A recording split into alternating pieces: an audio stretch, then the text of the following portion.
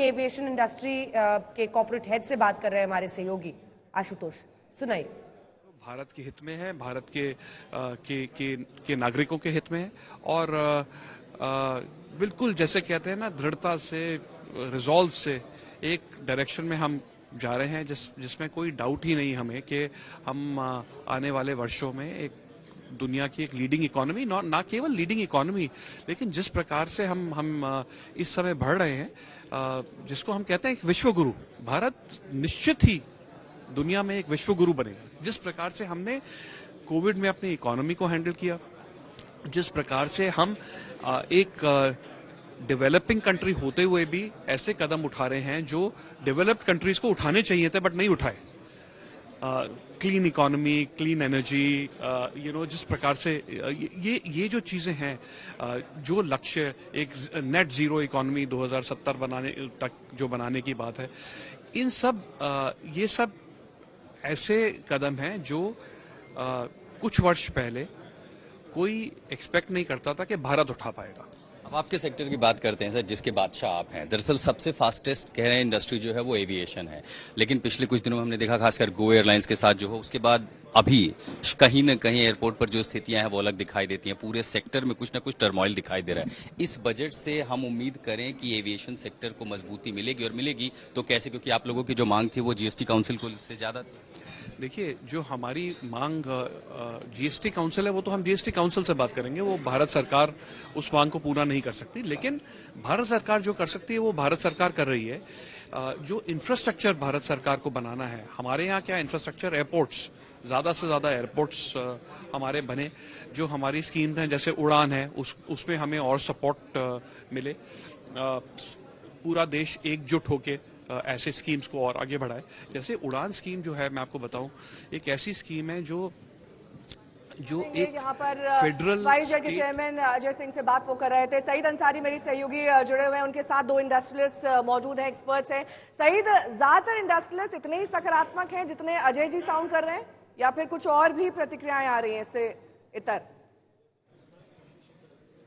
नहीं नेहा, बिल्कुल आप ठीक कह रही हैं। देखिए, हमारे साथ प्रदीप अग्रवाल जी और रविंद्र मित्तल जी दोनों हैं, तो एक एक अगर रिएक्शन हम जल्दी से लें तो आपको समझ में आ जाएगा। कैसा लगा सर?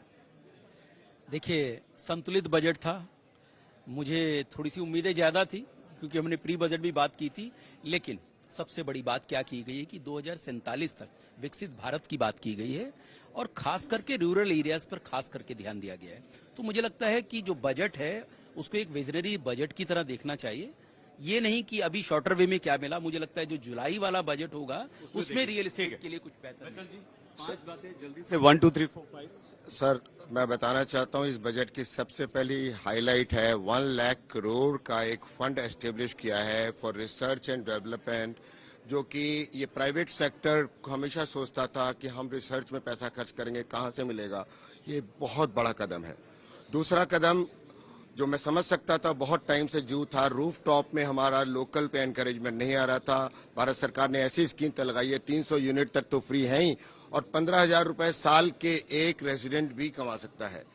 तीसरी सबसे इंपॉर्टेंट चीज जो मैंने देखी, जीडीपी जो 5.8% का एस्टिमेट था, now we are estimating at 5. दो बात आपको जो सबसे अच्छी लगी? मुझे एक तो जो इंफ्रास्ट्रक्चर के ऊपर पैसा अश्विनी जी, मैं मुझे लगता है उसके अंदर अश्विनी जी से मैं सवाल करना चाहूंगी यहाँ पर। अश्विनी जी, दो महत्वपूर्ण बातें। अजय जी इतने सकारात्मक साउंड कर रहे थे, लेकिन जो महत्वपूर्ण सबसे और कोहरे की दृष्टि से कैट 3B जिसकी लगातार मांग की जाती है, क्या उसके लिहाज से कभी केंद्र सरकार और जो एयरपोर्ट इंफ्रास्ट्रक्चर है उसके लिहाज से कोई महत्वपूर्ण घोषणाएं कभी की जाएंगी या नहीं? हम सब उससे दो चार होते हैं समस्या से, फ्लाइट घंटों डिलेड रहती है। और दूसरी बात जो पूरे उन्होंने अपने कॉन्वर्सेशन के दौरान कही, वो थी ग्रीन एनर्जी। अब हम बात कर रहे हैं इलेक्ट्रिक व्हीकल्स की आगे बढ़ने की, और हमेशा से ये कहा जाता है कि कैसे फोकस इलेक्ट्रिक मोबिलिटी और ग्रीन व्हीकल्स पर है, लेकिन उनको लेकर तो जीरो ऐलान। देखिए, अभी ये अंतरिम बजट है। आपने देखा कि मात्र 58 मिनट में वित्त मंत्री ने अपना भाषण पूर्ण किया था, और आगे आने वाला समय काफ़ी है।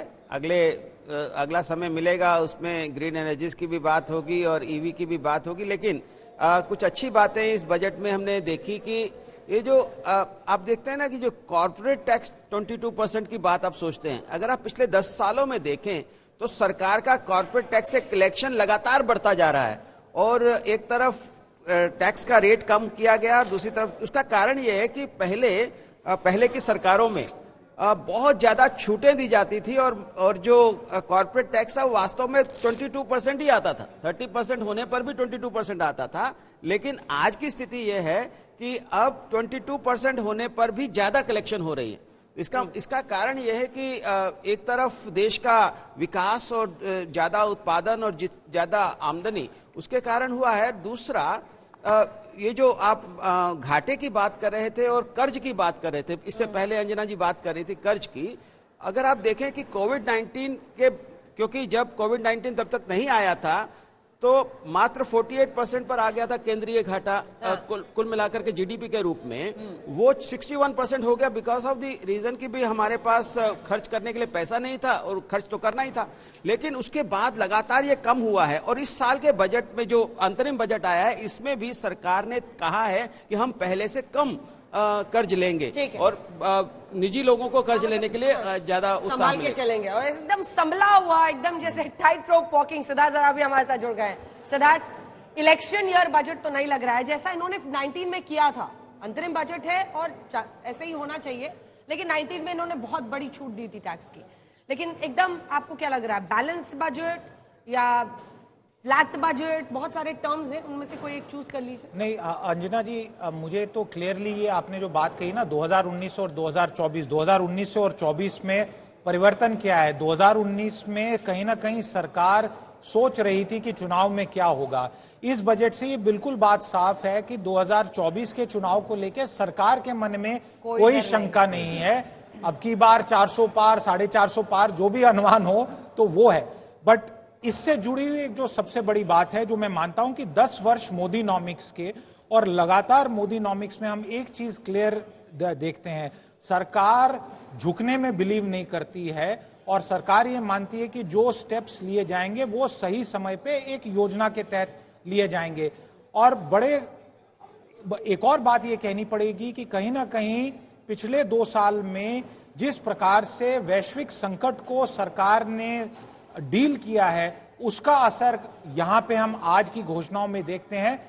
जुलाई में जब पूरा बजट पेश किया जाएगा, प्रधानमंत्री जी ने जो बात कल कही मुझे बार बार वही ध्यान में आ रही है कि आज का अवसर केवल दिशा निर्देश के लिए था, पिटारा खोला जाएगा जुलाई में, आने वाले जुलाई में उन्होंने इंडिकेशन दे दिए। तो मतलब ये बताया कि अगर आप हमारे लिए वोट करेंगे, और हम पुनः पीएम ने अपने बजट सत्र की शुरुआत वाले भाषण में कह दिया था कि अगला बजट भी हम ही पेश कर रहे हैं। घनश्याम जी बहुत देर से हाथ उठा रहे हैं, बोल लीजिए। लेकिन देखिए इसके साथ सरकार ने कुछ कहा है, आपको वो सुनाई दे रहा है? नहीं, किसी को नहीं सुनाई दे रहा है। जो देखिए भारतीय जनता पार्टी के प्रवक्ता मैदान छोड़ के भाग गए हैं कि उनके पास कहने को कुछ नहीं है।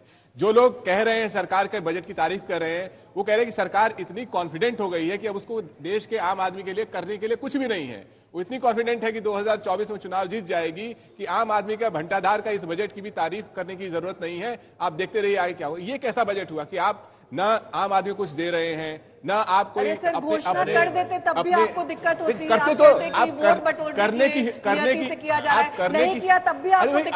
हिम्मत तो दिखाइए, कहीं तो सेटिस्फाई हो जाइए। कैसे आप करने की कोई हिम्मत तो दिखाइए। सवाल ये है फिस्कल प्रूडेंस एक शब्द है। हाँ, उसमें कितने विवेक दिखाया इस सरकार ने कहा है कि लगभग 45 लाख करोड़ खर्च करेगी, उसमें से 30 लाख करोड़ से कम इसकी आय होगी, 15 लाख करोड़ इसका कर्जा होगा।